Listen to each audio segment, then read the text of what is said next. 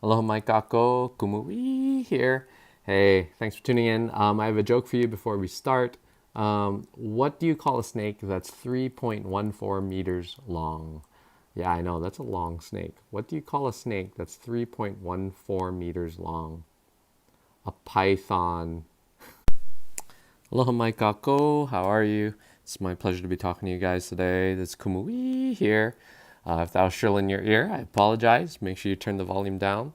I'm happy to be talking to you about the high school placement test review guide your Kumu have probably given to you.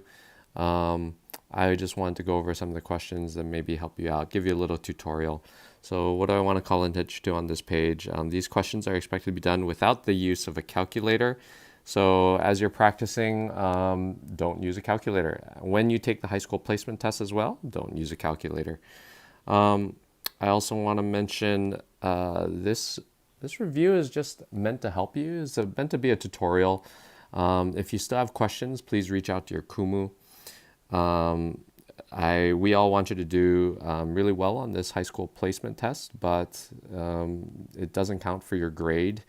So just do your best. We just want you to perform to the best of your abilities, and this review will not be comprehensive. It won't cover everything on the test, but hopefully it'll cover some important topics. Let's see. This will be time indexed in the description on YouTube, so you don't have to watch the entire video. If you are seeking support on a specific topic, you can just jump to that section of the tutorial. And if your Kumu has applied you answers, please make sure you check your answers for all these questions. Okay, so we're going to start on this topic of dividing decimals. And the question I want to work with you guys on is a sample problem. So if you need more samples, always just consult with your Kumu. But the sample I'm going to be doing is 7.5 divided by 0.25. Now, if you look at this question, there should be 3 ways that I like to do this question. If you want to pause the video and think about it, you're welcome to do that. But there should be 3 different ways we can do this question. So think about that for a moment. Okay.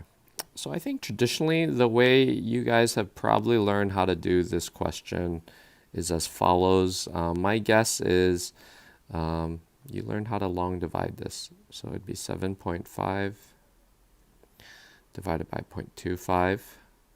And what you may have remembered is that we need to move the decimal on this side, okay?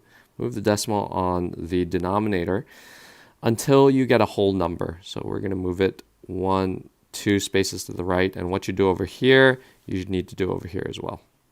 Okay, so the decimal gets moved there.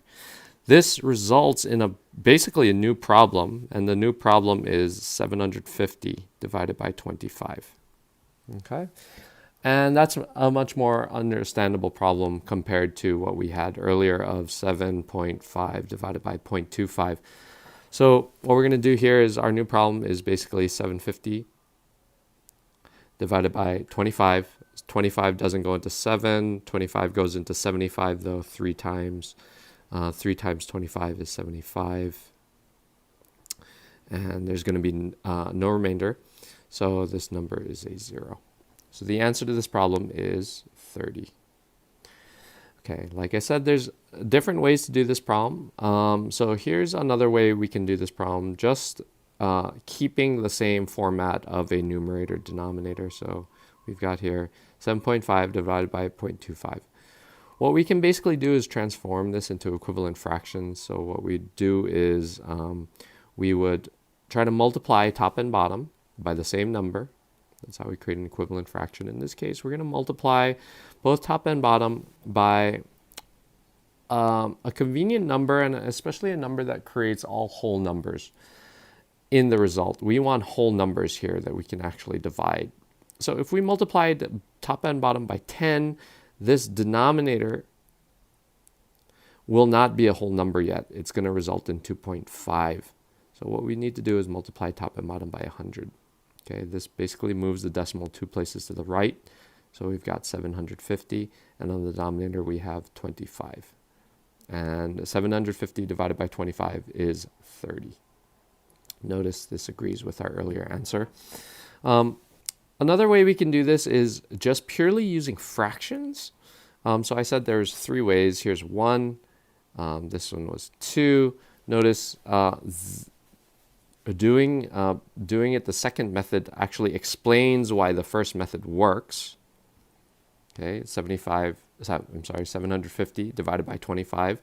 750 divided by 25. We basically multiplied top and bottom, both numbers, by 100. There's a third way, though. And how this works is just using fractions. Fractions within fractions. So we're talking complex fractions here. So on the top, we have 7.5, which is 7.5. And on the bottom, we have a fourth. Okay. So 7.5 we can transform, that's a mixed number, we're going to transform it into an improper fraction, so that's 15 over 2. And the bottom we have a fourth. So what we basically have is 15 halves divided by, we have 15 halves divided by 1/4. And if we remember from the work we did at the beginning of the year, dividing by fractions, dividing by a number is like multiplying by its reciprocal. So your Kumu may have taught you that as keep, change, flip. We're going to keep this, we're going to change this, we're going to flip this. Okay, so our new resultant problem is that. We've got 15 halves times 4 over 1. We could just multiply across the top and across the bottom, but we could simplify this first. This becomes a 1, this becomes a 2, and we still get an answer of 30, okay, which agrees with all the other answers earlier. So that's how you do problems like this, dividing decimals, and we encourage you to try your hand at that and check your answers if your Kumu has supplied that. Okay. Evaluating powers. All right, so the sample problem I want to work with you guys is something like 0.11 squared. 0.11 to the second power. I suspect one way you've done this in the past is just multiplying with decimals. I can show you another way with fractions, so we'll do 2 different ways to do this problem. All right, so if you recall, anything squared is that base times itself. So 0.11 squared is equal to 0.11 times 0.11.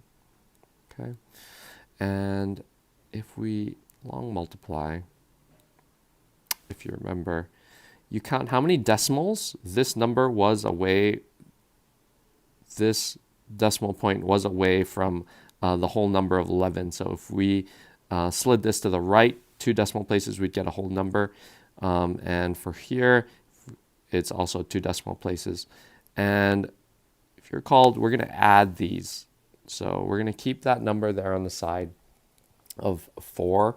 And that's how many decimal places. In the end, we need to move the result to the left in order to get the product. Okay, so if this is 11 times 11, we're just going to multiply it like we normally do. This is 121. Okay, now 121 is not the answer because remember the question was 0.11 to the second power. 11 to the second power is 121, but what we're dealing with is 0.11 to the second power. So we need to take this answer, and the decimal is there, and move it 4, that's the significance of this number, 4 units to the left. Okay, so we've got 1, 2, 3, 4 places to the left. Okay, and we backfill with a 0. So the answer is 0.0121. In other words, another way to state that is this is the tenths place, hundredths place, thousandths, 10,000ths place. So the answer is 121 over 10,000. Okay, because this answer is 121 10,000ths, tenths, hundredths, thousandths, 10,000ths. Okay, so a different way to do this, as I said, was we're going to use fractions. So to do this problem, the original problem was 0.11 squared. 0.11 is 11 hundredths. And since we're squaring it, we're going to multiply it by itself. 11 hundredths times 11 hundredths. And the way we multiply fractions is across the top.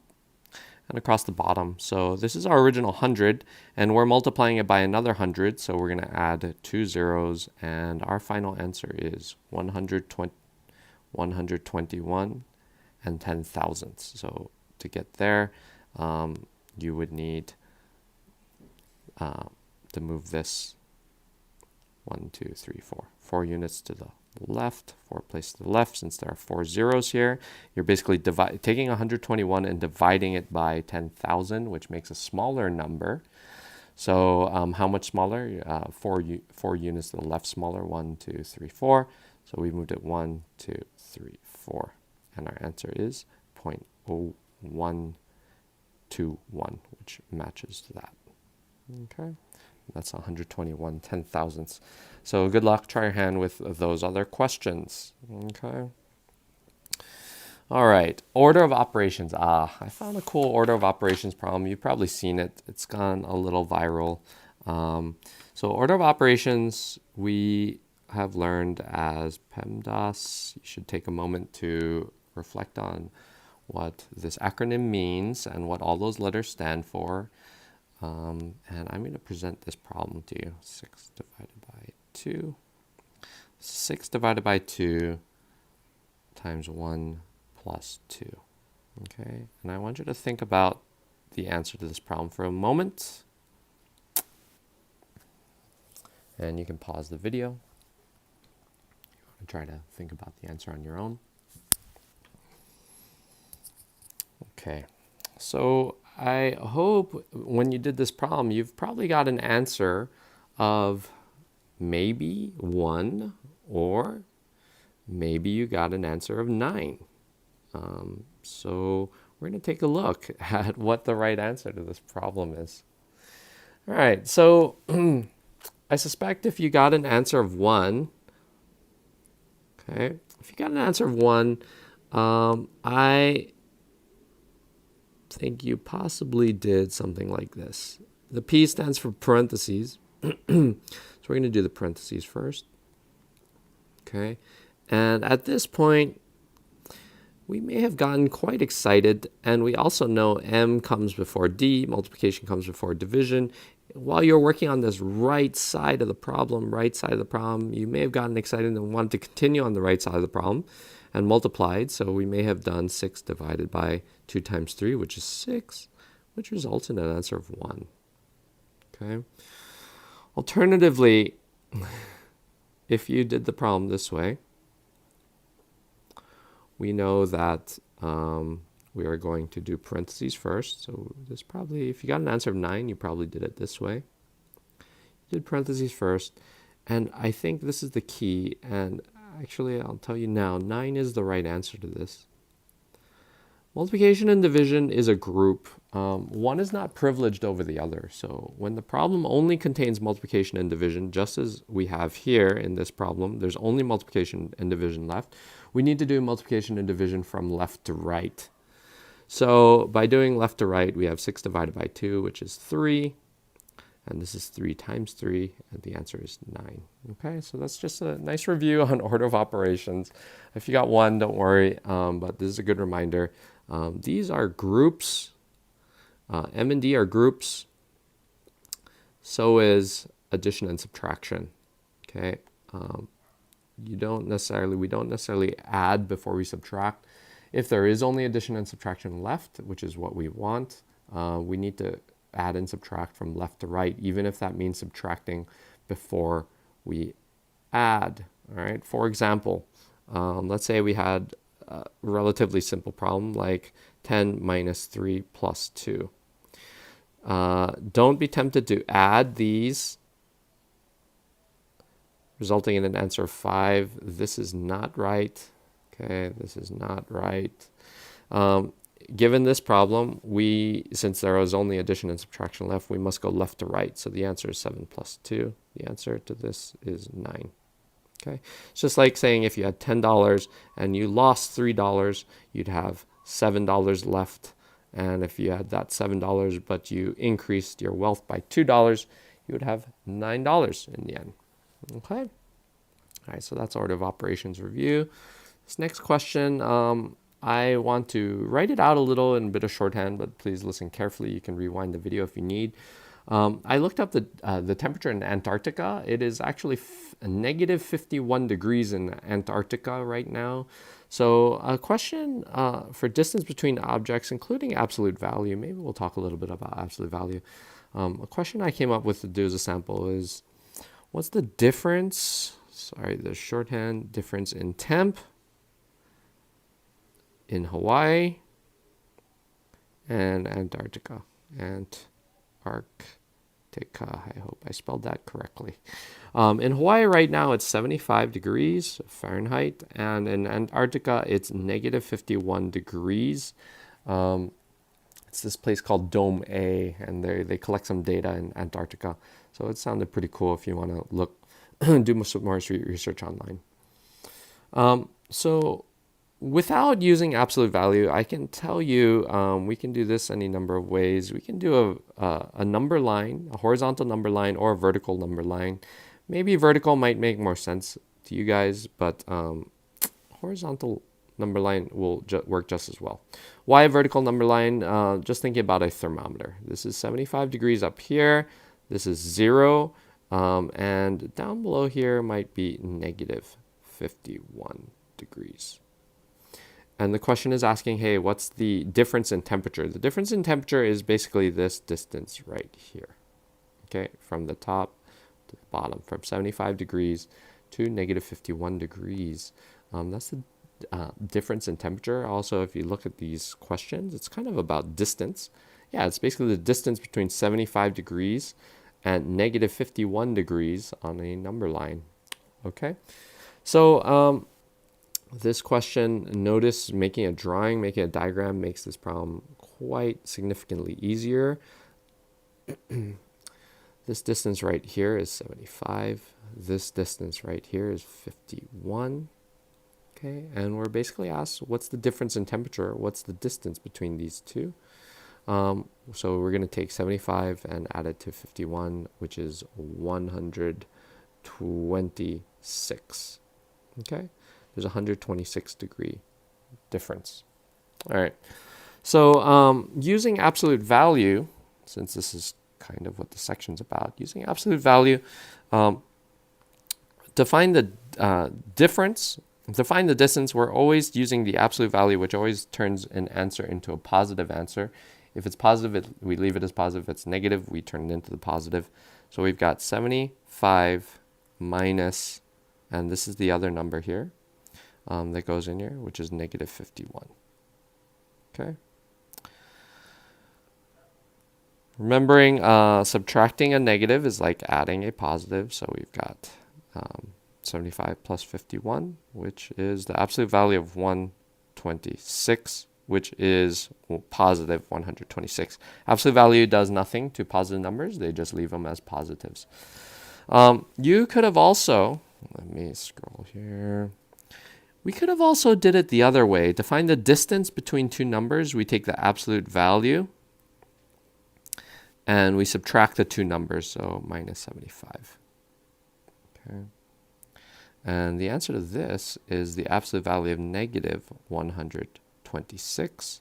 And absolute value, like I said, does turn things into their positive, turns negative numbers into positive numbers. So the absolute value of negative 126 is 126, okay, which agrees with our earlier answer. Alrighty. Good luck on trying your hand at those problems. Next, we're going to try the exponent rule. Exponent rule is fun to explain. We've all worked on exponents at the beginning of the year. Here's my sample problem for you guys. We've got b squared times b cubed, or b to the second times b to the third. Now remember, when in doubt, write it out. This is b times b. This b to the third expression is b times b times b. Okay. So if you look at the answer here, we've got b times b times b times b times b. Another way we can write that is b to the fifth. This should remind you, looking at the original problem, one way to get b to the fifth is by taking these exponents, and clearly we are adding them. So that's our shortcut, and I think that should give you enough of a head start on these problems. Please check your answers if, again, that was supplied to you by your Kumu. Let's talk about something similar. Power to a power. Here's a nice sample problem for you. E to the third to the fourth. Now, this is our base. It itself contains an exponent, but it's important to think of this just as a series of abstract symbols. It's h to the third. In order to take that to the fourth, taking that to the fourth means multiplying this base by itself 4 times. Okay. So we've got h cubed times h cubed times h cubed times h cubed. We just talked about the shortcut when we're multiplying exponents with the same base. We could take all these exponents and add them. So 3 plus 3 plus 3 plus 3, that is h to the 12th. When in doubt, again, write it out. If you're wondering why that's true, well, h to the third is h times h times h. There's another h times h times h. There's another h times h times h, and there's another h times h times h. So it definitely makes sense that we have 12 h's here. Another way, they're all multiplied. One way to write that is h to the 12th. Now, this brings us to our shortcut. You may remember how we got 12 out of these numbers. We get 12, which is the right answer, out of these numbers by taking these exponents and multiplying them. Okay, so from the start, if we had h to the third times, h to the third to the fourth power, we could simply multiply these exponents, resulting in an answer of h to the 12th. Okay, good luck on those types of problems. All right, next, scientific notation. Scientific notation is a way to write really big and really small numbers in a more compact fashion. So here's my sample problem. We're going to write this number in a different way, okay, hopefully in a more condensed manner. And we're also going to write this number, which is a small number, relatively speaking, in a different manner. Okay, so here's how we use scientific notation. We need to walk this decimal, the decimal and a whole number is at the end. We need to walk this decimal until we get a number between 1 and 10, but the number has to be less than 10. Okay, it can be 1 though. So we're dealing with a number between 1 and 10, for example, like 2.36 or 7.69 or 8.31. We just need a number between 1, greater than 1. It can equal 1 and less than 10. It cannot equal 10. Okay, so we're going to walk this over. We're going to walk it over and we count how many decimal places. 1, 2, 3, 4, 5, 6, 7, 8. Wow, looks like that turned it into a line. Let's make some more rounded edges this time. 1, 2, 3, 4, 5, 6, 7, 8. We've walked it over 8 units. So how we write this in scientific notation is 3.65 times 10 to the 8th. Okay. Going backwards with scientific notation, if we want to check our answer, we're going to double check this. So we've got 3.65, and if we're multiplying by 10 to the 8th, that's a 1 followed by 8 zeros. So if this were a 1, this is 3.65 times 1 followed by 8 zeros. 1, 2, 3, 4, 5, 6, 7, 8, which is 100 million. We're going to take 3.65 and walk this over 8 units to the right, and hopefully we are going to get the number that we started with. So if we go 1, 2, 3, 4, 5, 6, 7, 8, let's backfill with zeros. And we've got an answer of 365 million, all right, which is our original starting point, our original number. Okay, so that's how we use scientific notation for really big numbers. Good luck on those. How do we do it for small numbers? It's kind of similar. We're going to just walk it back until we have a number between 1 and 10, not including 10. So we're going to take this, we're going to walk this way, 1, 2, 3, and then we're going to stop. This is 3.16, not times 10 to the third, because that would be a large number, but times 10 to the negative 3. Okay, and this is the answer in scientific notation. To double check that, we've got 3.16, and since we're multiplying it by 10 to the negative 3, we're going to walk this decimal to the left. We're making the number smaller after all. We're not multiplying it by 10 to the positive 3, but 10 to the negative 3. So that it should get smaller. We're going to walk it 3 decimals this way. 1, 2, 3. And our resultant answer, let's backfill with zeros, is 0.00316, which does indeed match our original problem. Okay, that's a little bit about scientific notation for you. Good luck at trying your hand on those problems. Next is subtracting fractions. The sample problem I'd like to present is 5/8 minus 1/4. These are incompatible units, eighths and fourths. So what we need to do is create compatible units, and the way we do that in order to add and subtract fractions, we may recall, is we need a common denominator. So the denominator we're going to choose is 8. Notice this 5/8 is left alone. We don't necessarily need to change both fractions. In some cases you do to get a common denominator, but in this case we don't. To create an equivalent fraction, we multiply the top and bottom by the same number. In this case, we're multiplying 1/4 by 2/2. That's a different form of 1. So our answer is 2/8. In other words, 1/4 is 2/8. Now, this problem looks different here, but please note we still have 5/8 at the start. And we have 2/8, but 2/8 is really equivalent to 1/4. So it's the same problem, but now we have common denominators and compatible units, and we can subtract this. 5/8 minus 2/8 is 3/8, and that is the answer. Okay, so good luck at the problems that follow. All right, multiplying fractions. When we're multiplying fractions, we do not need common denominator. Okay. We just simply multiply across the top, multiply across the bottom. The sample problem I'd like to do for you is -3/5 times -10/9. First thing I want us to think about are the signs. A negative times a negative is positive. You can actually just go in and do that. So basically our problem much more simply becomes 3/5 times 10/9. We can multiply across the top and across the bottom if you like. This results in 30/45. This is not yet simplified though, so we need to simplify it. Both are divisible by 5. Yeah, there's probably a bigger number. Yes, there is. Both divisible by 5, so that becomes 6/9. But both these numbers are divisible by 3. So we're going to divide this by 3 and this by 3. This becomes 2/3, which is our final answer. Going back to this original fraction, if you were smarter than Kumui and more efficient, you could have divided both top and bottom by 15. And we would have gotten the same answer. Okay, but that just goes to show you don't need to simplify it all in one step. You go step by step. Let's come back to this problem right here.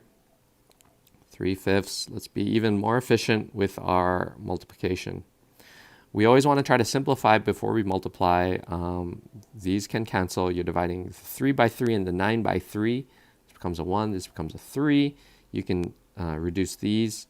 This becomes a 1. This becomes a 2. And we get our answer much more simply if you look at the remaining numbers of 2/3. Okay? So always try to, which matches our earlier answer, always try to simplify before you multiply. All right, so that's how we multiply fractions. Dividing fractions. Good news is it's really similar. Okay, so nothing to fear. Sample problem I want to do with you is -1/4 divided by 7/8. And the way I like to do this problem is just work on the signs first. I know my answer will be negative. Once I take that into consideration, I forget about this sign. Okay, I can ignore it because I know my final answer will be negative. A negative divided by a positive is negative, just like with multiplication. So how did we, let's just focus on the number part then, which we'll put right here.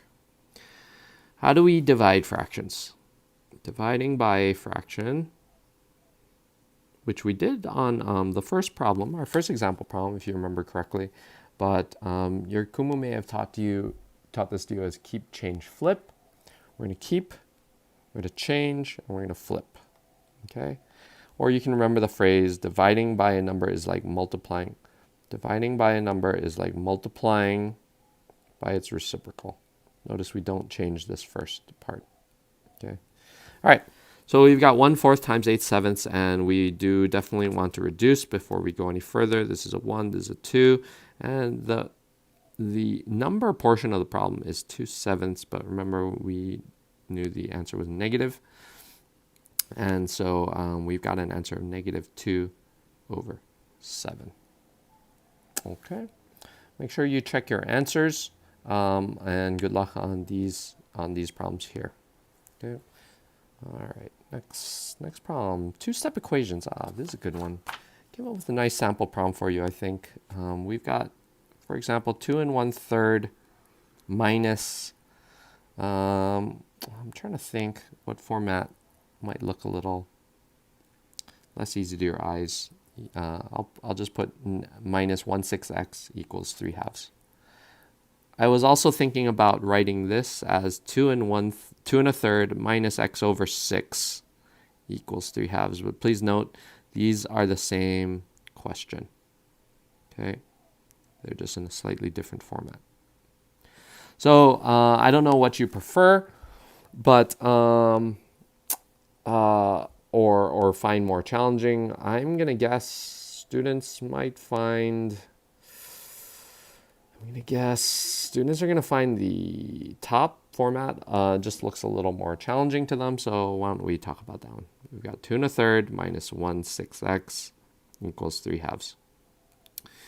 In order to solve an equation with fractions, there are many ways we can do this, but one way is to turn everything into improper fractions. Okay, so we've got 7/3 here, minus x over minus 1/6x. That's why I was saying it's the same as x over 6. I found myself writing it that way. This is x over 1. And when multiplying, we go across the top and across the bottom. So this is the same as x over 6. Okay, equals 3/2. Now, no one likes fractions, including Kumu. One way to get rid of fractions is to multiply both sides of the equation by the least common multiple of all the denominators. Least common multiple of these denominators of 3, 6, and 8 is 6. So we're going to multiply both sides of the equation by 6. Mind you, the 6 needs to be distributed. Notice what this does. 6 times 7/3 is 14 minus x. The 6's will cancel, equals 9. And as you can see, the problem's turning out quite nicely. It looks a lot better, of course. So let's say, let's just call attention to that and appreciate that there are no more fractions in this problem. And that's something we can all do. 14 minus x equals 9. Let's get x by itself. There's numerous ways we can do this. I want to show you a couple ways we can do this. I personally like moving the x over to the right. In this case, because it's a negative x, so I want to move it to the right by adding x to both sides. So I have 14 equals 9 plus x, and to get x by itself, I'm going to minus 9. And I got an answer of 5. Okay. The other way we can do this is subtract 14 from both sides, obviously. And we've got negative x equals negative 5. That's not our answer, though, because we need an answer for x. What we have here, we've isolated negative x. So we still have to divide by -1, divide both sides by -1, and we've got x equals 5. We definitely want to check this answer by PBI. We call that, in my class, plugging back in. Or just for kicks, we call it peanut butter indigestion or peanut butter illumination. And what we have here is we're just going to check our answer. This first fraction, 2 1/3, we decided we could call that 7/3. Minus, we're going to plug a 5 in for x, so this is minus 5/6. And we're just checking question mark, does this actually equal to 3/2? In order to add or subtract fractions, we need a common denominator, so we've got 14/6 minus 5/6. And this left side equals 9, 6, and we simplify that to dividing top and bottom by 3 halves, okay, which matches the other side of the equation. So we should be fairly confident that we got the right answer. Okay, so that's how we solve an equation with mixed numbers. We basically just want to turn everything into improper fractions and eliminate fractions by doing something like this. Okay, multiplying both sides by the LCM. Okay. Two-step inequalities. The good news is inequalities are just like solving equations, with the only twist being that if you happen to multiply at some point in the process of isolating the variable, if you multiply or divide both sides by a negative number, we have to change the direction of the inequality. So let's deal with this problem here. Negative 2p minus 6 is greater than 10. We can just start by isolating the variable. We have negative 2p is greater than 16. And we're going to divide both sides by a negative 2. That's the coefficient. And we've got an answer of negative 8 on this side. Now, as I said before, it's the same as solving an equation. We added 6 to both sides. We divided by negative 2. Except we have to remember to change the direction of the equality here since we divided by a negative number. We're going to show why that's important in the end. This is how we graph our answer. We've got an open circle going this way. Notice it goes left, which matches the direction this inequality is pointing. To check our answer, we're going to plug in this endpoint first of negative 8 into the original problem. Okay, so if we had negative 2 times negative 8 minus 6, we want to see if it is greater than 10. This is a positive 16 minus 6, which is 10. 10, notice, is not greater than 10. That's why negative 8 is not included in the solution set. That's why we have an open circle there. We don't want to include negative 8, but we did hit the right endpoint. So we know we had the right number. Now let's just double check that we went in the right direction. Notice our arrow goes left here. I want to make sure we went in the right direction there. So picking a number that's less than negative 8, we can get really crazy. A number like negative 1,000,000 is a good choice. You'll see why. Negative 1,000,000, I said. Okay, because that's certainly a number less than negative 8. It should work for all the numbers less than negative 8. We want to basically see if this left side is greater than 10. A negative times a negative. Negative times a negative. Negative times a negative is positive. And so we've basically got 2,000,000 minus 6. And if you had $2 million and you spent $6 on a plate lunch, it's certainly not going to ruin your fortune. You'll still have certainly more than $10. So we were correct in drawing our arrow this way. Notice if we did not flip our sign of the direction of the equality here, we would get the wrong answer. We may have pointed it right, and those are not the right answers. Here's one easy way to check. The easiest number to check on the right-hand side of negative 8 is 0. If we plug a 0 in for the p, we have negative 2 times 0, which is 0. 0 minus 6 is negative 6. Negative 6 is not greater than 10. Negative 6 is, of course, less than 10. So we want to make sure our answers did not go on the right-hand side of the number line of negative 8. Okay, and so just think about those. Basically, just solve them like you would an equation. Okay, writing a one-variable inequality from a graph. My sample problem for you, which should look really similar to these, look a little like this. I was thinking of, oh yeah, okay. I was thinking of a sample problem like this. How about negative 3? Okay, and I've got this here. Springboarding off the last problem, all these numbers out here are the ones that are less than negative 3, and that is simply how we write that. Notice this arrow points left. This inequality points left. This correspondence will hold true as long as your variable is on the left side. So we recommend always writing your variable first. X is less than negative 3 is the right answer to these. All right, good luck trying your hand at the other problems. Okay, solving a linear inequality with variables on both sides. Again, this is like solving an equation. The only wrinkle, remember, the only wrinkle is if you multiply or divide by a negative number, multiply both sides by a negative number, multiply or divide both sides by a negative number, you have to change the direction of the inequality. So there's two ways I like to do this problem.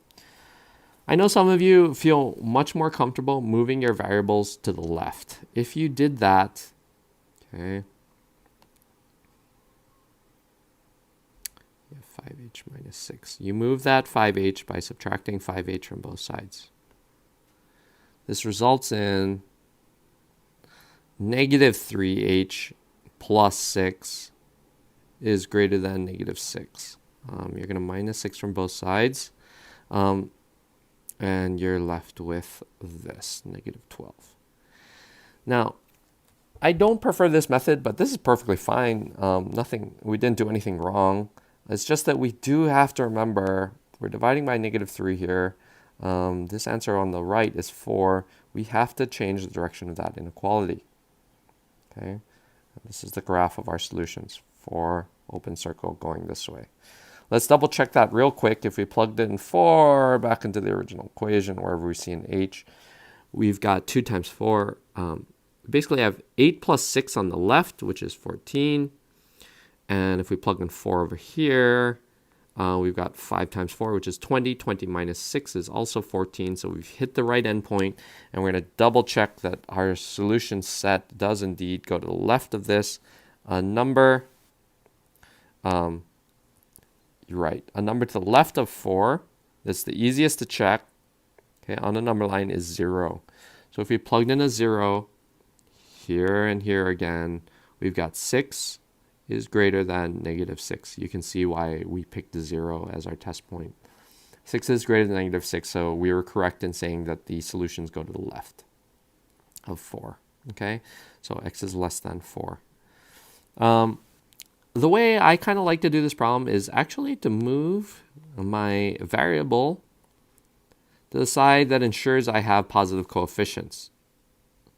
And that would actually be to the right side by let's say I subtracted 2h here from both sides. Then I'm going to add 6 to both sides.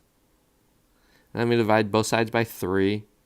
And I don't have to worry about changing my inequality here. Notice this is 4 is greater than h, but if you reverse this, making sure that it's the arrow is still pointing at the h, and Pac-Man's still eating the 4, okay, this is h is less than 4, which agrees with our earlier solution.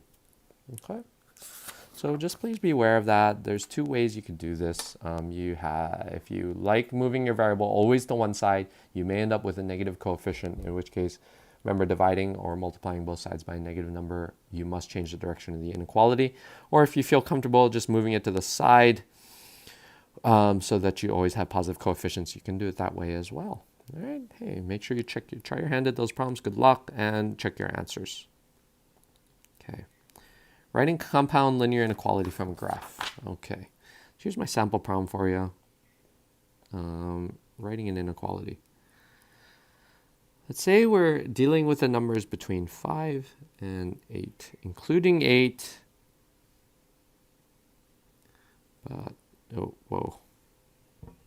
including 8, but not including 5.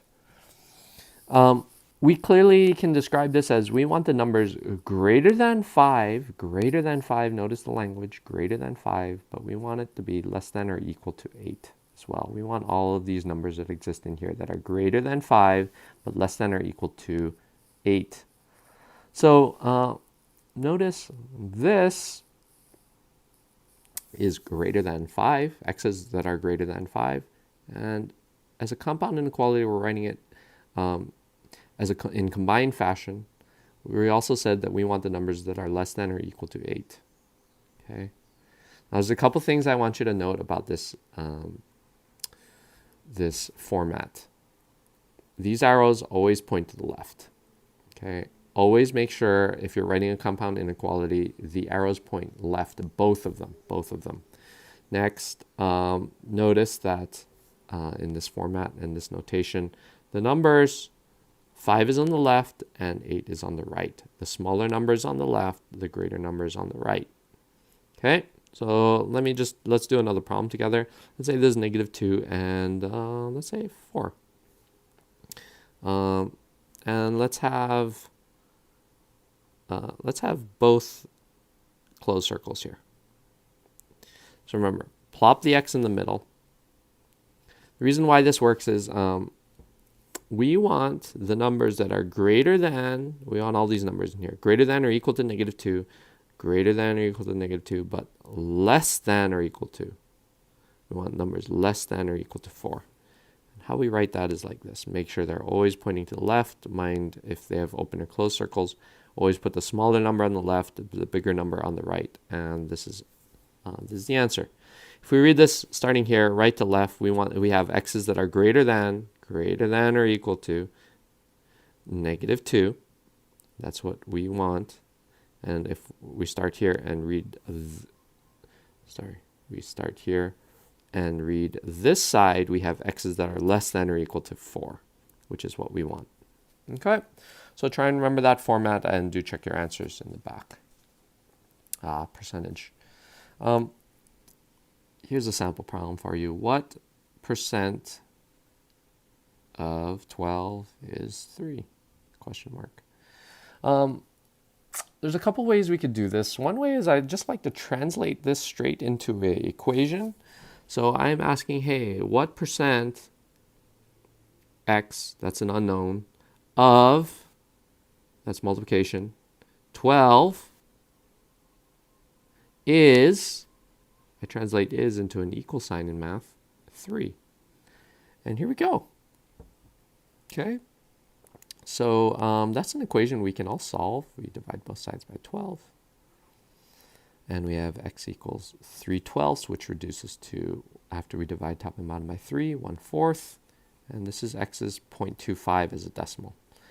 Our answer, of course, will be a decimal, but they're asking for a percent. To change a decimal to percent, we're going to move this 2 units to the right. So this is 25%. 25%. Okay, and that's the right answer.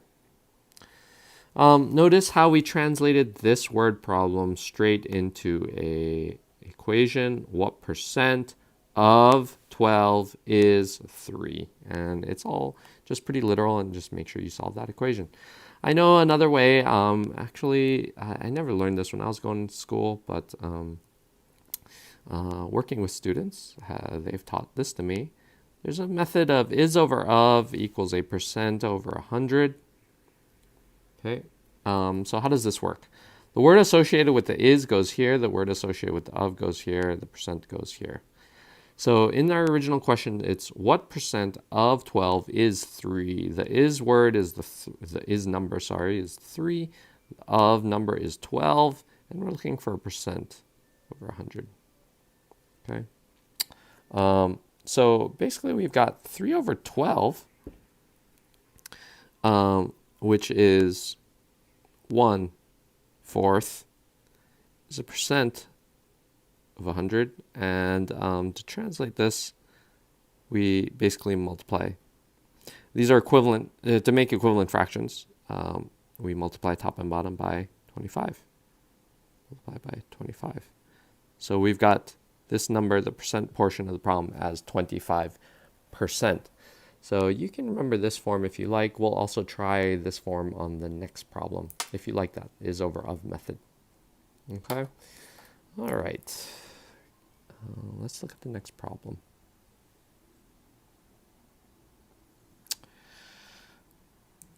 The example problem I'd like to do is what number, pardon my shorthand, is 20% of 70? Okay, so remember my first way is just to translate this into an equation. So what number is, that's our variable, our unknown, what number, which is x, is equal sign 20%. In order to operate in an equation, we need to turn percents into decimals. We move that 2 decimal places to the left, so we've got 0.2. Of means multiplication in math, and we've got 70. So our answer is basically x is 0.2 times 70. Okay, when we were doing multiplication with fractions. We realized 0.2 times 70. We could do that long multiplication. 70 times 0.2. There's one decimal place, so we got to move it 1 at the end. The answer is 14. Okay, after we move this 1 in. So we got 14. You can also work on this problem using fractions. We've got a fifth. 0.2 is 2/10 or 1/5 times 70. And we can cancel these. Both are divisible by 5. That becomes a 1. This becomes a 14. Okay, so our answer is 14. We can also use the is over of. The is, what number is? The is the missing number. That's our variable. The of number in this word problem is 70. This is the is over of is percent over 100. And we're going to put here 20%, because that's what's given. Okay. So we can reduce this question, reduce some of the numbers here. Let's divide this top and bottom by 10. We can further reduce this to 1/5. And one good method we all are familiar with to solve a fraction equals a fraction. We can cross multiply. So we got 5x equals 70, and dividing by 5 yields our previous answer of x equals 14. Okay. So 14 is 20% of 70. Yeah, that kind of makes sense. If you're eating out with your friends or your parents and you had a $70 bill, and a kind of standard tip, a good standard generous tip is 20% for good service.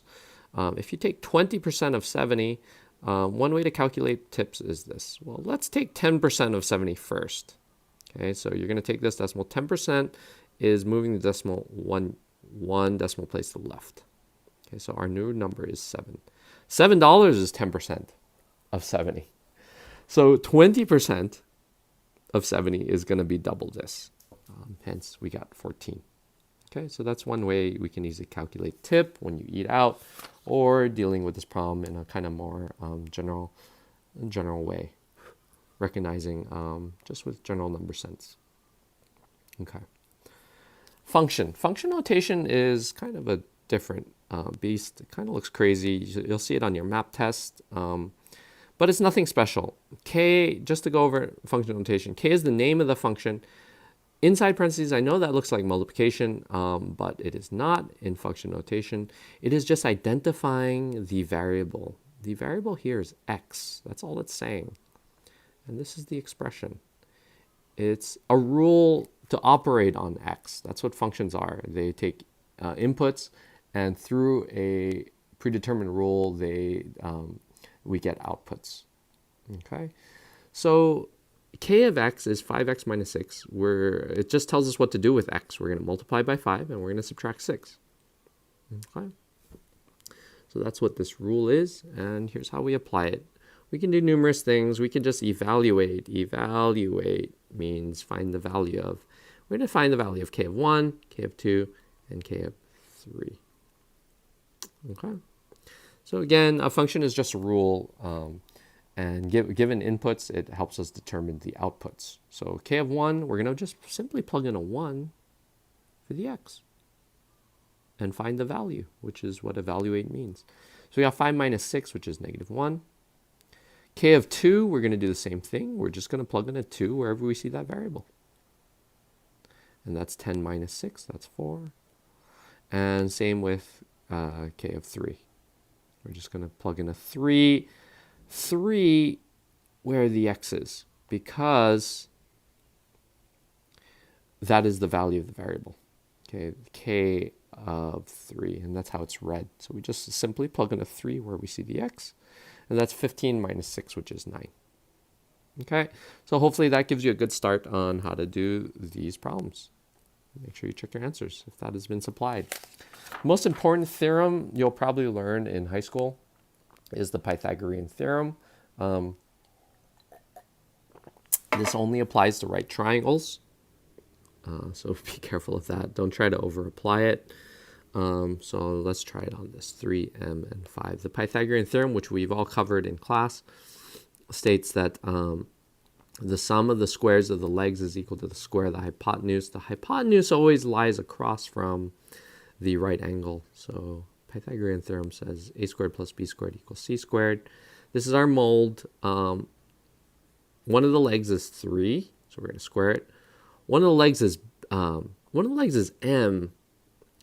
Don't make the mistake of putting a 5 here, because 5 is the hypotenuse. It's the only one big enough to stand alone. The 5's got to be put there. So here, in this case, we have the m squared, because that's one of the legs, one of the two legs of this. Oops. One of the legs of this right triangle. And of course, 5 is the hypotenuse, so this is where the 5 goes. Okay, so we have 9 plus m squared equals 25. Getting m, starting to isolate m, at least we have m squared equals 16. And to get 1 power down, we have m squared. Now we need m. We're going to square root both sides. And that's how we get m. And the answer to this is 4, which makes sense. That is a classic 3, 4, 5 Pythagorean triple. And good luck trying to use the Pythagorean theorem using those. All these numbers should be small enough where you could square root it or find out what the square root is. Okay, evaluation. We're going to do a problem that's similar to these. We're going to evaluate. Remember what we talked about. Evaluate simply means find the value of. The word is in there, so that's one way you can remember. Evaluate. We got negative x squared times y squared if x is negative 2. Sorry, that's bad writing. X is negative 2 and y equals negative 1. To evaluate, we're just simply plugging in and making sure everything above, everything below is equivalent to what's above. So what I'm going to do is I'm going to plug a negative 2 in for the x right there. And of course I need to square that. And I'm going to multiply it by the y. My value of y is negative 1. So notice I'm just working downward. I'm copying everything as I see it. This will be a positive 4. Why? Because it's negative 2 times negative 2, which is positive. And so what I have here is I'm left with negative, I'm reading this line here, negative parentheses 4 times negative 1 parentheses squared. So I'm going to, of course, do what's inside parentheses first. This is negative 4. Okay. And from here, PEMDAS, order of operations, PEMDAS says I have to do exponents first. So I need to do this part of the problem. Negative 4 to the second power. Negative 4 squared is negative 4 times negative 4. That is positive 16. But notice this negative gets dropped down, so my answer is actually negative 16. Okay, and that is the right answer. Just be very careful with the signs. If I were to walk you through this at a faster pace, here's my original problem. Remember my x, I just want to check the sign here. My x is negative and my y is negative. Okay, so if I plug in a negative number for x, but I square it, it will be a positive. And I said my y was negative, so I, of course, need to square this. My y was negative, so that's a negative. Okay. Positive times a negative, that's a negative number squared. A negative number squared is positive, but I still have that negative hanging. So my answer should be negative. I'm just justifying to myself, just double checking that we had the right sign. Okay, and it is negative. Okay, so good luck with those expressions. Do check your answers if supplied. Evaluating exponential expressions, including exponent of 0. One of the most important ideas in math is that anything to the 0 power is 1. One of the easiest ways to prove this, I don't want to spend too much time on this, but if you had, let's say we had x to the 5th over x squared. We know the answer is x to the 3rd. We can verify that in any number of ways. X to the 5th is x times x times x times x times x over x squared, which is xx. These will cancel. leaving you 3x's on the top, which is why we can write this as x to the third. Notice how we get x to the third out of these. Our shortcut is we subtract. Okay, so what if we had a problem like x to the fifth over x to the fifth? Using our shortcut, we would get x to the 0 by subtracting these. But we also know x to the fifth divided by x to the fifth, those are identical. Anything divided by itself is 1. So we also know that this expression right here is equal to 1, which brings us to this key rule. Anything to the 0 power is 1. Okay, whether it's a fraction, whether it's a decimal, whether it's negative, whether it's positive, anything to the 0 power is 1. Okay, that's an important rule in math. Something you're going to have to memorize, but hey, we also know that we can also derive that piece of knowledge here. Okay, so the problem I want us to think about is we're going to try to evaluate. Again, you see that keyword of value. We're going to evaluate x squared plus y to the 0 to the third power if x is negative 2 and if x is negative 2 and y is 1006. Okay? All right, so here's how we do this. We're going to evaluate, meaning find the value of, you plug in the negative 2 in for the x. So this is negative 2 squared. You plug in this 1006 for the y, 1006 for the y, but don't worry about it. You'll see y in a moment. We have, let's get a different color here. Negative 2 squared, which is 4. And don't worry about this part because remember what we said. Anything to the 0 power is 1. Okay. So this is 5 to the third, which is 125. All right. So let's think about that. And good luck trying your hand at those problems. All right, remember, anything to the 0 power is 1. Okay, solving equations word problems. So one example I had was, let's say we're doing an Uber. And an Uber costs, let's say it costs $4 to hire. Meaning to give them a call and they come and once they arrive at your door, no matter how far you go, they're going to charge you $4. So they're going to be $4 flat rate and of course $2 per mile. Let's suppose if we spent $22, how far did we go? Pardon my shorthand, how far did we go? Question mark. All right, so one way is we're going to solve an equation. Solving equations word problem, that's the topic. We're going to solve this word problem using an equation. So the equation might look something like this. Our variable is x, and it stands for the number of miles. That's what can vary in this problem. And that will affect the price. P is the price, or we can say C is the cost. I don't know. I just decided to use P.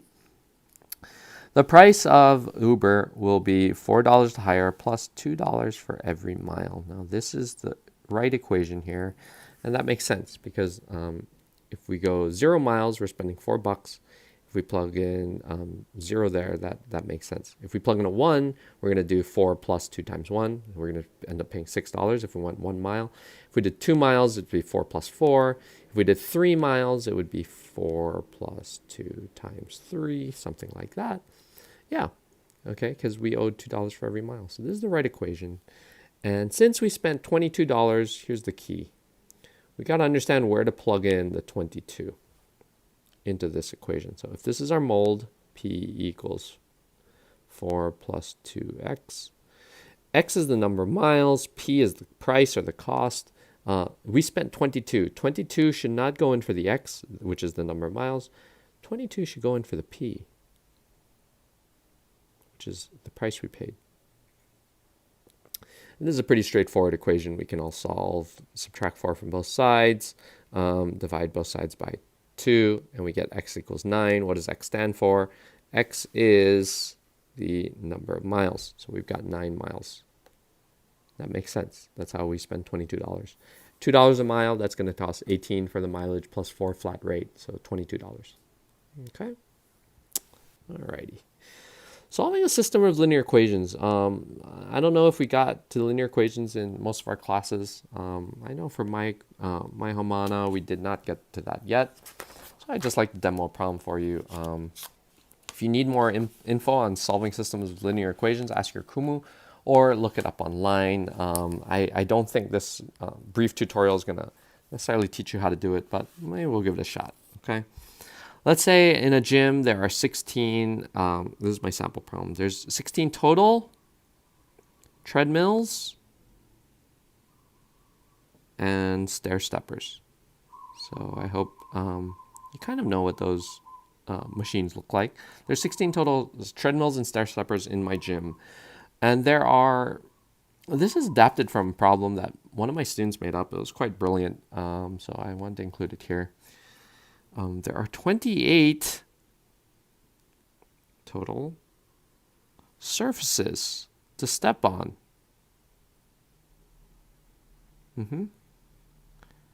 So the question is, how many treadmills and how many stair steppers, I'm going to abbreviate that, are there? So I know this looks like kind of a crazy problem. How we do this problem is basically, at least we first have to realize there aren't 16 treadmills. If there were 16 treadmills, there would be 0 stair steppers, and there would only be 16 surfaces because each treadmill only contains one surface to actually run on. There aren't 0 treadmills and 16 stair steppers either because each stair stepper contains 2 surfaces. That would be 32 total surfaces. So now at least we're getting into the problem a little. How we do this systematically is using a system of equations. So how does system of equations work? We usually want to identify our variables first. That's not a color we can easily see, I don't think. T, and this is the key part, it's the number of treadmills. And S is the number of stair steppers. We don't want to just put treadmills and stair steppers. I think this will make more sense if we include this idea of the number of stair steppers. Okay, so just let's take this one sentence by one sentence. There are 16 total treadmills and stair steppers. That clearly means equation 1, T plus S equals 16. The number of treadmills plus the number of stair steppers is 16. Yeah, because there's 16 total treadmills and stair steppers. Equation number 2. The second equation is that there are 28 total surfaces to step on. Well, in a treadmill, there's only one surface. On a stair stepper, there are 2 surfaces. So for every stair stepper, okay, remember S is the number of stair steppers, we multiply by 2 to find out how many surfaces there are. So T plus 2S equals 28. That's our second equation. This second equation pertains to the number of surfaces there are. Okay. Because if there are 5 treadmills, let's suppose there are 5 treadmills, there will be 5 surfaces. If there are 5 stair steppers, there will be 10 surfaces. Okay, so how do we solve a system of equations? There's 3 ways we can solve using substitution, elimination, or graphing. I will show 2 of the algebraic ways here, which is substitution and elimination. Substitution is this. We're going to take equation 1. We're going to isolate one of the variables. In this case, I am going to choose to isolate t. Okay, so t is going to be equal to 16 minus s. And I'm going to take that expression for t, and I'm going to plug this expression for t into equation 2. So instead of writing t, I'm going to write 16 minus s. This is t. After all, t is equal to 16 minus s. Right? That makes sense because if you had 16 and you subtract however many stair steppers there are, let's say 10, that's how many treadmills are, 6. 16 minus 10 would be 6. Okay, and this always works. Let's say there's 1 stair stepper, you would have 16 minus 1. That means there's 15 treadmills because they're bound by that constraint. So this is another way of writing t.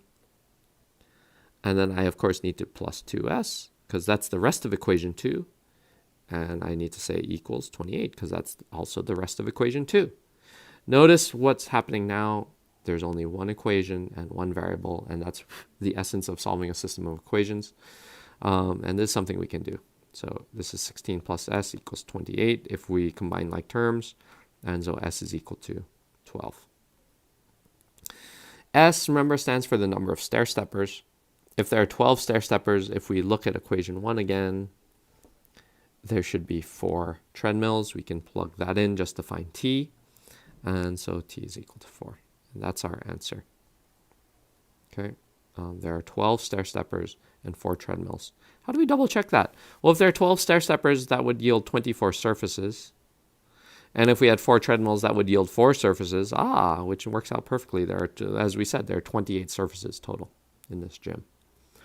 The second method to solve a system of equations is using substitution. Here, I will write it a little higher. I'm actually going to start by writing equation 2 at the top. Elimination works by adding or subtracting equations. This is legal because if you add or subtract the same thing from both sides of an equation, you still maintain equivalence. So I'm going to subtract equation 2 from, equation 1 from equation 2, or equation 2 minus equation 1. This will leave 1s equals 12, which is what we had earlier. There are 12. S stands for the number of stair-steppers. There are 12 stair-steppers, so there are 4 treadmills. So this is a system of equations. I know we may not have covered this yet, but yeah, why don't you take a look at that if you want to review some more or ask your Kumu for more sample problems. All right. Good luck on trying those problems, and check your answers if you can. All right. Alrighty, guys, home stretch. So this topic is exponent rules, power to a power. We've basically covered this already. So why this section is repeated, at least in my booklet, is because it's setting up the next section. So b squared to the 5th is b to the 10th. Remember our shortcut, we can multiply these. We should also be able to think about this as b squared times b squared times b squared times b squared times b squared, since we're taking to the 5th. 1, 2, 3, 4, 5. The base multiplied by itself 5 times. So this justifies that the answer is indeed, we have 2 b's here, 2 more b's here, 2 more, 2 more, 2 more. We have 10 b's altogether multiplied, so we should have b to the 10th. Okay, now this will help us in questions like this. The sample problem I've created is, I kind of like this question. So I especially like the next question as well. The sample problem I've made is 3s squared to the 3rd. What you have to remember is that we can always write this out. When in doubt, write it out. This is the base now. All of this expression, 3, the s, and to the 2nd power, this is all the base. Okay. So when in doubt, write it out. This is 3s squared times 3s squared times 3s squared. Okay.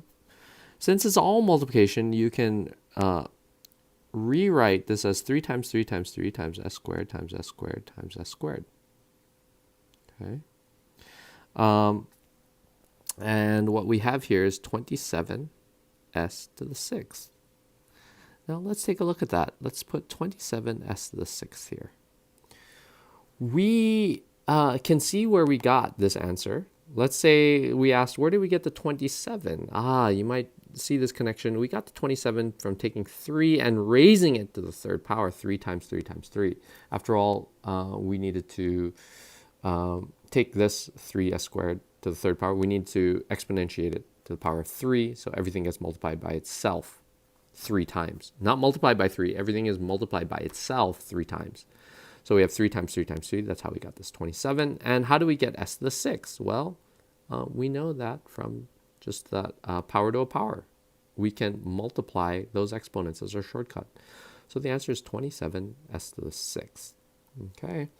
If we had something, let's say we were just doing the exact same problem again, and we just needed a shortcut. So make sure you just kind of, in a sense, it's distributing this exponent to both factors in the base. So we've got 3 to the 3rd times s to the 6th, and we know the answer is 27s to the 6th as a shortcut. Okay, so good luck on those problems, and think about that. Check your answers if you can. Exponent rules part 2. We're adding a denominator. That's the only difference here. So the problem I've cooked up is 4n to the 4th squared over 6n to the 6th. Now, the only thing I want you to be careful about, this denominator won't change for now. is just evaluating this numerator. Okay, simplifying this numerator. We've got 4n to the fourth squared. You can write that on the side if you need, but that's 4n to the fourth times 4n to the fourth. That could be really helpful. 4n to the fourth times 4n to the fourth. You write it on the side. What this basically yields is 16n to the, you should be thinking about it on your own, 16n to the eighth. Notice how I want to call your attention to this. We started with this 4 and this 4, and we're raising it to the second power, but they both get treated very differently. This ends up as a 16, and this ends up as an 8. Okay, because we need to take 4 to the second power. This coefficient needs to be raised to the second power. 4 times 4, 4 times 4, 16. But this n, these exponents, the power to a power, the shortcut is multiplication. The reason why is because you have n to the fourth times n to the fourth. You are adding these exponents. 4 plus 4, which is basically 4 times 2. 4 times 2, which brings us back to this shortcut. Okay. So now that we have this, we can simplify this. We have 8 n's on the top, 6 n's on the bottom. You can cancel 6 sets, leaving you 2 n's left on the top. You can also just use subtraction rule. And to simplify 16 over 6, both are divisible by 2. So you have 8n squared over 3 as your final answer. Okay, so think about that, and good luck trying your hand at those given problems. Almost to the end. We are going to write polynomials in standard form, which is basically like combining like terms. And we're going to be doing adding and subtracting. So there's this first problem. You know what? I was thinking of doing a different problem, but here's what's going to be interesting. I'm going to have the same two polynomials, and in the first section, I'm going to add them. In the second section, I'm going to subtract the same exact two polynomials. Okay, so this is my example problem here for you.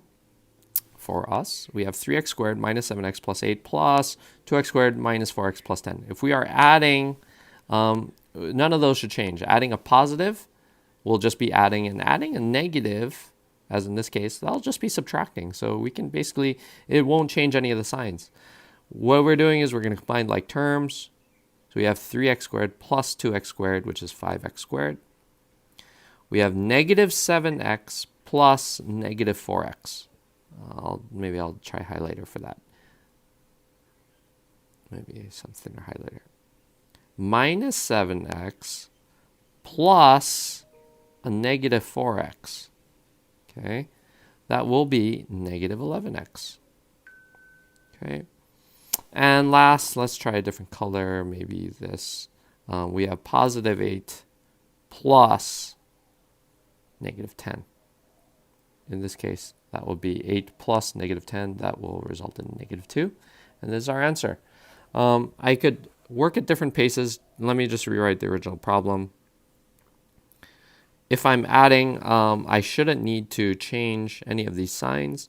So I'll just take away the parentheses. That should make it a little cleaner. And working at different paces is really helpful as a way to check your answers. That is indeed 5x squared. This combined with this, that is negative 11x. And that 8 minus 10 is negative 2. Okay, so that's the same answer that I had earlier. So I'm pretty confident in that. Next question, writing a polynomial but subtracting. As I said, we're going to take the same exact two polynomials, but we're going to be subtracting them this time. 3x squared plus, 3x squared minus 7x plus 8, but we're going to be minusing this other polynomial, which is 2x squared minus 4x minus 10. One way, many ways we can do this. One way I just want to show, you could stack them. Maybe I'll show a couple ways. We could stack them. Here's one way. You have 3x squared minus 7x plus 8, and we're going to subtract, we're going to subtract, that is our major operation here, 2x squared minus 4x minus 10. This is the other polynomial now. If we are subtracting, we just do in columns now. We have 3x squared minus 2x squared, which is just x squared. We have negative 7x, notice my language, negative 7x minus negative 4x. Okay, and if you need to write that on side, we should. Negative 7x minus, because that's the operation, that's what I'm pointing to here, and then a negative 4x. Okay, we have to remember subtracting a negative is like adding a positive. Okay, so this problem simplifies to negative 7x plus 4x. That would be a negative 3x. Okay, and we finished the problem over on the right column. We've got 8. We've got 8 minus, this is the big operation here. I'm saying this minus, I'm not talking about the minus in front of the 10. We've got 8 minus over here, 8 minus a negative 10. 8 minus a negative 10, that's 18. Okay, because subtracting a negative is like adding a positive. So we have plus 18 here. Okay, let me show you a different way to do this, and we're going to check our answer this way. This first polynomial doesn't get changed because it's in the front. Notice I've gotten rid of the parentheses at this point. This parentheses, this negative 1 needs to be distributed. Okay, so what we're going to have is minus 2x squared plus 4x plus 10, because I just distributed this negative 1 into all of these terms. Okay, so if we have 3x squared minus 2x squared, that's x squared. I have negative 7x plus 4x, which is minus 3x, and I have positive 8, plus 10, which is plus 18. Does this agree with our earlier answer? Yes, it does. Okay, so there's 2 ways you could do that. I don't know which you prefer, but at least we can show you some different alternatives. Okay. So this last section is about operating on polynomials. I want you to try your best. We added them, we subtracted them, so what would you expect we're going to do next? Yes, we're obviously going to multiply them. So we're going to multiply binomials, and one method we have for that is called FOIL. F stands for first, O stands for outside or outer. I'll just put out. If O stands for out, then you would expect I to stand for, yes, you're correct, in. That would be the inner or the inside. I don't know how you want to say that or how your Kumu has taught you, but it's basically I, inner, or the inside. And the L is the last. Now, what in the world do we use this for, and what does it mean? Here's our sample problem. I want to do x plus 3 times x minus 4. Okay. Now, there's numerous ways we can think about this problem. Here's one, and this is not using the FOIL method, but this should explain why FOIL kind of can work for you. X plus 3 is our first factor, and of course, we can see anything multiplied needs to be distributed. So this x plus 3 needs to be distributed into the x. So what we can write here is x plus 3 times x. And the x plus 3 also needs to be distributed into the negative 4. Okay, we can write that as, we can write that any number of ways, but why don't I write it this way? Minus 4, because that's what we have, times x plus 3. We may have been able to switch that too, but we've got x times x plus 3 in the front. It's up to you. Maybe I will rewrite that, okay?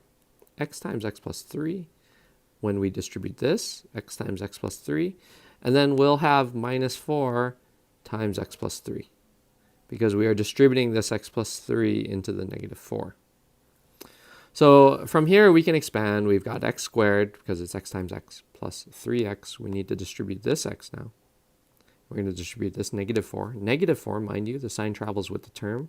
So we have minus 4x minus 12. And we're going to combine like terms. So we've got x squared minus 1x minus 12. That is how we arrive at an answer. Now, is there a shortcut to this? Yes, in a sense. Okay, and let me show you the shortcut. We're going to apply what we know as FOIL. Okay, let me show you the shortcut here. FOIL is first, outside, inside, last. First, outer, inner, last. So we're going to do the first terms, and we got to multiply these first terms. Those are the first ones that come in this factor, and the first one that comes in this factor. Okay, the first terms from this factor and the first terms from this factor. That's what the f stands for. So x times x is the x squared. Then comes the o. These are the outer factors. So we've got the outer factors are the x and the -4. Mind you, it's -4. Sign travels with the term. So that's the outer. And we're going to multiply them. So we have -4x. Then the I stands for the inner. Okay, these are the inside, the ones on the inside. So this is a plus 3x because it's a positive 3 times x. And L is the last. That would be this guy and that guy, the last terms in both factors. And that's a positive 3 times -4, which is a -12. Combining like terms, we've got x squared minus x minus 12, which agrees with our earlier answer. Is there another way we can do this? Yes. Let me show you that. We could set this up by saying this is like an x. Our problem was, if you could see it from here and here, it's x plus 3. You can write it up here if you want, x plus 3. And you can write x minus 4 down here, x minus 4. Okay, because we kind of want to read it like this, x minus 4, x plus 3. Now, if we're multiplying, it's like finding the area. It's like finding the area of a rectangle if we're multiplying two quantities together. So what we want to do is find the area of all these different spaces, and we're going to find the total area and add them up. So to find the area of this portion, this is x, so this is x squared. This is x, this is plus 3, so this is plus 3x. This is minus 4, and this is x, so this is minus 4x. And this is minus 4, and this is plus 3, so that's minus 12. If we combine like terms, those are the like terms, and I want to add all these up now. We've got x squared minus x minus 12, which again agrees with all our earlier problems. And so that's your introduction to FOIL. Good luck. You can look up further samples, and I'll do a little bit more for this next problem. But if you look up FOIL method, multiplying binomials, you will find lots of tutorials and additional sample and example problems online. Okay, but I'll talk a little bit about it here. Factoring. Factoring is just doing the opposite of what we just did. So let's just review FOIL. Let's say we need to multiply b plus 5 times b plus 2. What this results in is b squared from the first terms, the f. Then the o is the outside.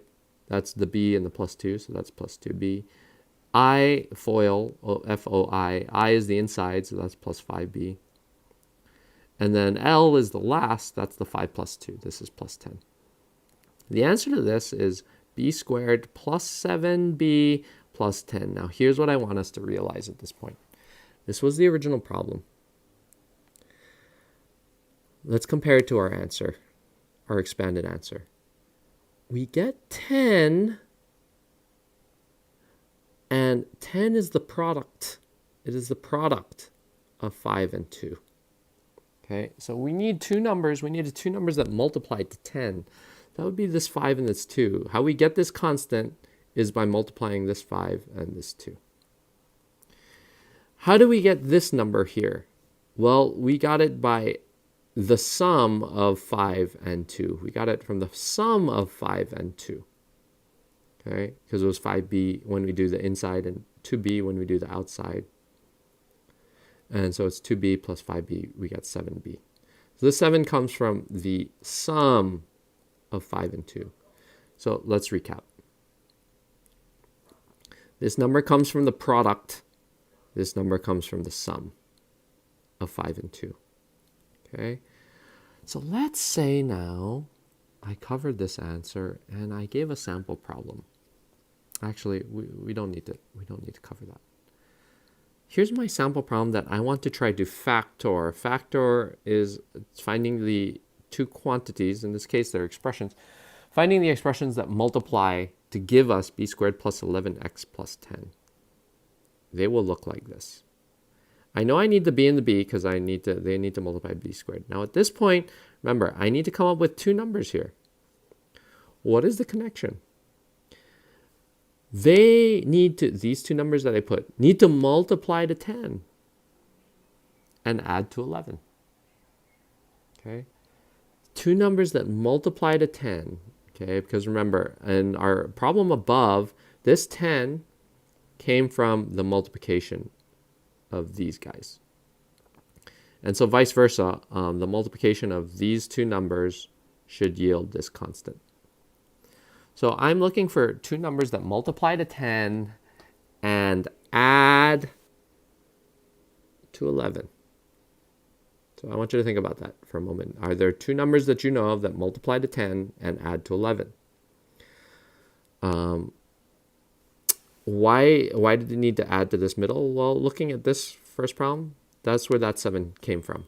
It came from the sum of these numbers. Okay, so the sum of these numbers needs to give 11. So, yep, the two numbers that multiply to 10 and add to 11 are indeed 10 and 1.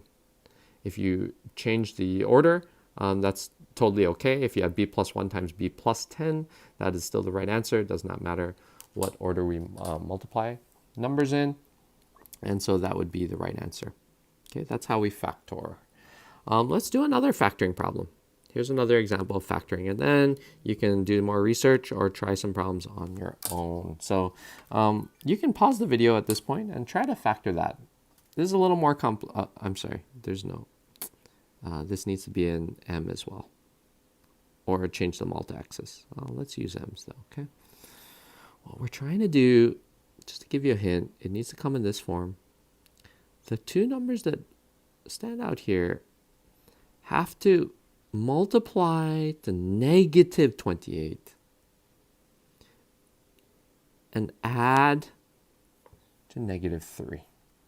Okay, so try to come up with those two numbers that multiply to negative 28 and whose sum is negative 3. I'll let you think about that for a moment.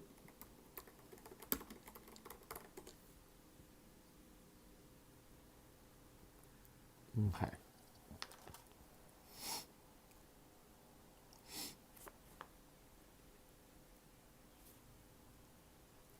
So if you got a chance to think about that, there are numerous factors to 28. We could do 14 and 2, ignoring the sign, of course, for now. 14 and 2, they will add or subtract to to 16 or 12. Notice that doesn't match what our target is of negative 3. Okay. There's other factors of 28, namely 28 and 1. 28 times 1 is 28. Notice these add or subtract to, ignoring the sign, right? These add or subtract to 29 and 27. That is not matching our target for 3. There's only another set of factors for 28, and they are 7 and 4. Notice these can add or subtract to 3 or to negative 3. And how that works is I have a negative 7 and a positive 4. These will multiply to, as we said, negative 28. And they are going to add or subtract to negative 3. Negative 7 plus 4 is negative 3. So I just slide this in here, m minus 7, m plus 4. And it doesn't matter if you had m plus 4 times m minus 7 or m minus 7 times m plus 4. It is the same through commutative. Okay. And that's that. Good luck trying your best at trying to factor. It's a little bit of guess and check, as you can see. There are numerous other methods to do this, but this is just the one I'm presenting here for you. Okay. All right. Next question. Still the same idea of factoring. Here's what I want to introduce this with. X plus 2 times x minus 2. Let's try FOIL on this. If we did FOIL, it's the first term, so x squared, then the outside terms, then the minus 2x. Then the inside terms, that's plus 2x. And then the last terms, which is minus 4. Notice these middle terms vanish, leaving us. They cancel each other out. Leaving us x squared minus 4. This is what we call a difference. Why difference? Because difference is about the operation of subtraction. It's a difference difference of two squares. Okay, meaning that's something that's squared, and 4 is something that was squared, namely 2 squared. So this is called a difference of two squares. And notice how they factored. They factored in this format, where you had a plus and a minus the same number. That's important because that eliminates the linear term. Okay, they balance each other out. You'll have a 2x from the inside and a minus 2x from the outside. They will cancel each other out. There will be no linear term. There will be no linear term here, which is the essence of a difference of squares. So here's my sample for you. Here's a difference of squares for you. Let's say we had x squared minus 25. This is indeed a difference of two squares, numbers that were squares of something. Sorry, the numbers that are squares of something. And how these factor is you always must have this format. X plus something, x minus something, and this needs to be the same exact number. Well, what is this number? Well, this number times this number yields the constant of negative 25. So obviously we're dealing with 5 and negative 5. If we foiled that to double check, the outside of negative 5x and the inside of positive 5x would cancel, leaving no linear term. Yes, there is no linear term in this. And that's how we factor a difference of squares. So good luck on those problems, and check your answers if applicable. Okay. This is an interesting section. There's a couple ways to simplify radicals. What you want to do with simplifying radicals is you always want to try to factor out the greatest perfect square factor. Now, notice, what if I don't? What if I don't factor out the greatest perfect square factor? So root 32 is square root of 4 times square root of 8. The square root of 4 I know is 2. That's our goal. We're trying to liberate things out of the house, out of the square root. The square root of 8, we can further, and we need to further break down into square root 4, square root 2. This square root of 4 is, again, 2. And we're left with this. These are all still multiplied. Okay, so I have 2 times root 2. Okay, so let's review. How did I get all this? Square root of 32 was broken down into two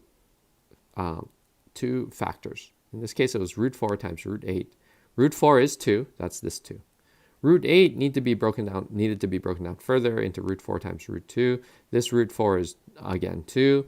And this root 2 we can't do anything with, so that's there. Our final answer is 4 root 2. Sorry, that's not a good color. 4 root 2.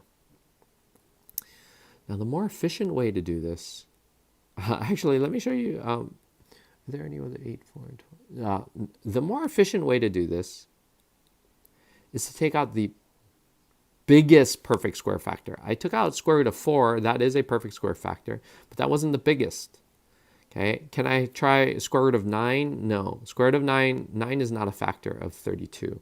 So 9 is no bueno. Okay. Root 32, I want to find the biggest perfect square factor, and that is actually root 16 times root 2. Yep, 16 times 2 is 32. So root 16 times root 2 is root 32. And the square root of 16 is 4. And I just dropped this because I can't do anything with it. And bing, bang, boom. And Bob's your uncle.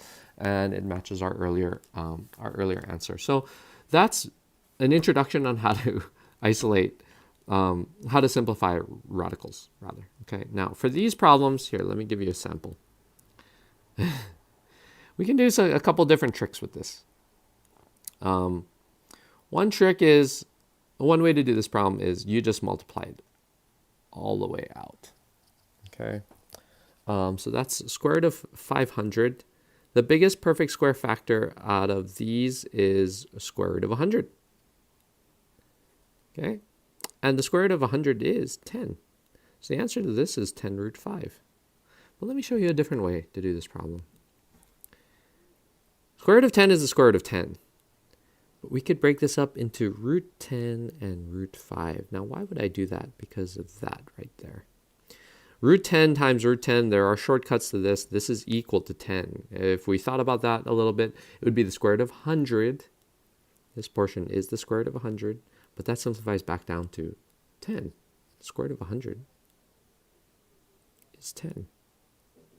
Okay, so this is 10 root 5. So that's one way to do a problem like that. You're trying to, and this is a good shortcut you can apply on some of these. You are trying to find a duplicate factor. In this case, I broke it root 50, not into root 25 and root 2, though I could have done that, but I broke it down into root 10 and root 5. Neither of these were perfect square factors, but I broke it down into root 10 because it matched this root 10 right here. Okay, let me show you another example of that. Root 20 times root 30. Using a shortcut, no, let's not do the shortcut first. Let's just do this the long way. This is square root of 600 just by simply multiplying them out. This can be broken up into root 100 and root 6. So this is 10 root 6. Cool, that's our answer. Another way we can do this is to break down root 20 into root 2 and root 10 just because we can. And break down root 30 into root 10 and root 3 just because we can. These multiply into 10. These two multiply into root 6. And again, we have our answer of 10 root 6. So, yeah, try your hand at those problems. You can use a shortcut or good luck. Trying to find, simplifying roots. You're always trying to find the biggest perfect square factor that you can. Okay? All right. Almost the end. Let's just review square roots. This is not, the square root of 64 is not 64 divided by 2. We've, teachers have seen everything. Sometimes students do that. I'm sure I've done that before by accident. The square root of 64 is not 32. Square roots is not division by 2. We're wondering what number multiplied by itself gives us 64. The right answer to this problem is, rhymes with bait, yes, 8. Just like the square root of 16 is not, the answer to this is not 8, the answer to this is 4. Okay, so 8 times itself gives us 64, 4 times itself gives us 16. So whenever we're dealing with roots, we're trying to find out, hey, what multiplied by itself gives us the radicand, which is the expression inside the root, okay, inside the radical sign. So let's say we have square root of 16, square root of 16 a to the 10th b to the 5th.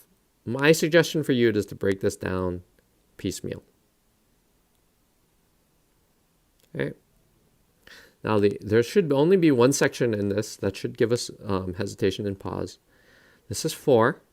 Square root of 16 is 4. These are equivalent. These are equivalent. Now here we're asked the square root of a to the 10th. What number? What number or quantity multiplied by itself gives us a to the 10th? Well, it's got to be a to the something because a times a, or a to the something times a to the something is a to the something else. We need to get a to the 10th. So we're looking at a to the 5th here. Because a to the 5th times a, I'll write it on the side, a to the 5th times a to the 5th, using our shortcut, is a to the 10th, adding those. Okay. So these are equivalent. And that leaves me with this. We got something left over because 5 is not divisible by 2, but b to the 5th can be broken down as square root of b to the 4th times square root of b. This part is b squared.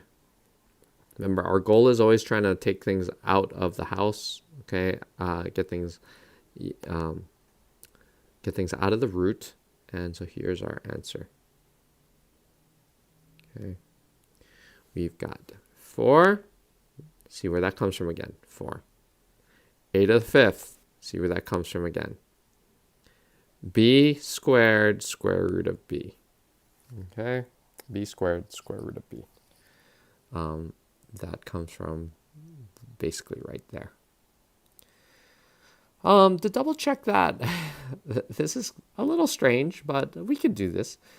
What we're saying when we say this is the right answer is that this times itself will give us that inside. You believe that? I don't know. So I don't know. We can double check that. So let's say we had 5a to the 5th b squared root b, and we multiplied it by itself because we want to check that it's equal to the radicand only, not with the square root. We're just checking with the radicand. Just like these.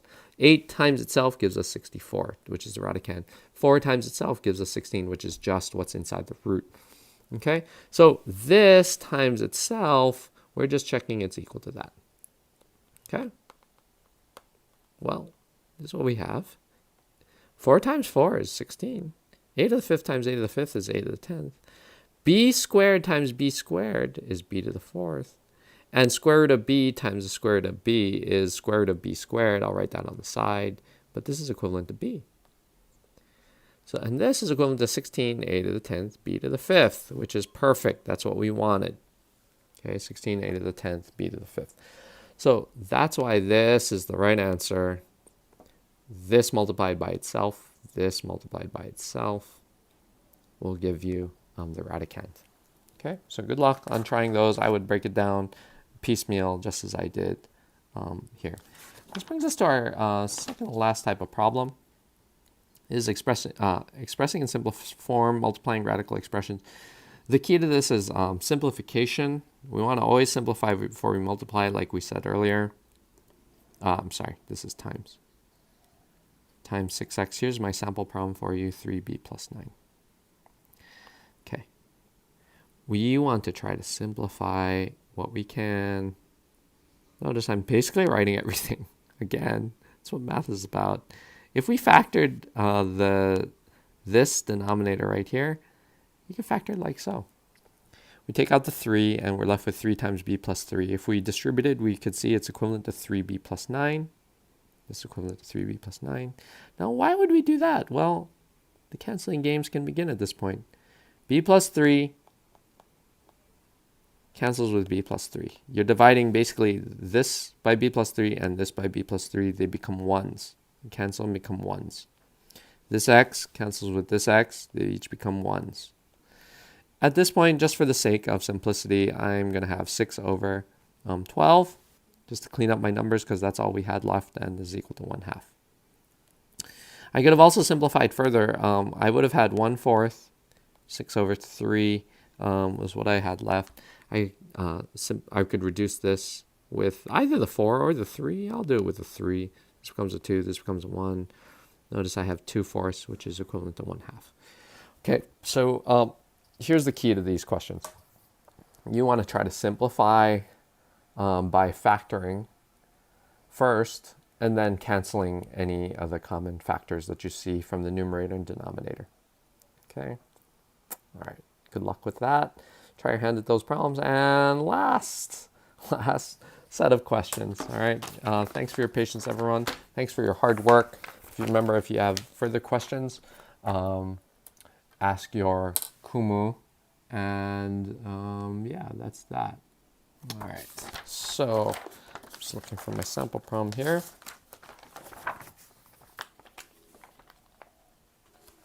Okay, so here's the basic gist of this is this. Let's say I had 1/4 plus 2/4. These are compatible units. If I twisted the language a bit, this would be 1/4, as in medieval times, to protect the castle, they had forts. 1/4 plus, just listen to the language, 1/4 plus 2/4 is 3/4. That's how I deliver my answer. Okay, 3/4. And notice we just add across the top, and we don't change the denominator. We do not change that unit. 1/4 plus 2/4 is 3/4. Okay, this can be confirmed via drawing too. 1/4 plus 2/4, that is a total of 3/4. Okay, don't change the denominator. When you have common denominator, to add or subtract fractions, you need a common denominator. Well, but when we have common denominator, we don't need to do anything. We just leave the denominator and add or subtract across the top. So let's say our problem was 3x minus 5 over x minus 2 plus 2x minus 3 over x minus 2. I know this looks like a crazy mess, but you want to realize you've got the same denominator. If we have the same denominator, we do not change the denominator. We just operate on the numerators, just like we did up here. right? 1/4 plus 2/4 is 3/4. So 3x plus 2x, that's 5x, and -5 plus a -3, that's -8. And that is our answer. Okay. All right, guys. So that's that. I thank you again for all your hard work and your listening and taking the time to develop your math skills and improve. That shows great growth mindset. Good luck on your placement exam. Remember, this is not graded. It's just going to help us place you in the appropriate math class. So just do your very best. All right. Good luck, guys. And did I have a math joke? Yes, I had a math joke. I'll also attach it at the beginning. But what do you call a snake that's 3.14 meters long? A snake that's 3.14 meters long. A python. Get it? All right, guys. Have a good one. Good luck. Email me or your Kumu if you have further questions. Bye-bye.